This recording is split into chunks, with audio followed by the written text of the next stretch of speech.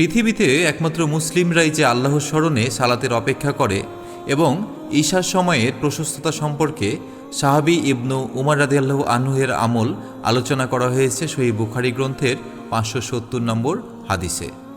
আবদুল্লাহ ইবনু উমর রাদিয়াল্লাহু আনহু হতে বর্ণিত, এক রাতে কর্মব্যস্ততার কারণে আল্লাহর রসুল সাল্লাল্লাহু আলাইহি সাল্লাম ঈশার সালাত আদায়ে দেরি করলেন। এমনকি আমরা মসজিদে ঘুমিয়ে পড়লাম, অতপর জেগে উঠে আবার ঘুমিয়ে পড়লাম, অতপর আবার জেগে উঠলাম।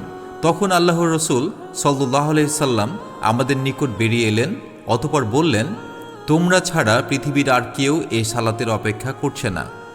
ঘুম প্রবল হওয়ার কারণে ঈশার সালাত বিনষ্ট হওয়ার আশঙ্কা না থাকলে ইবনু উমর রাদিয়াল্লাহু আনহু তা আগে ভাগে বা বিলম্ব করে আদায় করতে দ্বিধা করতেন না। কখনো কখনো তিনি ঈশার পূর্বেও নিদ্রা যেতেন।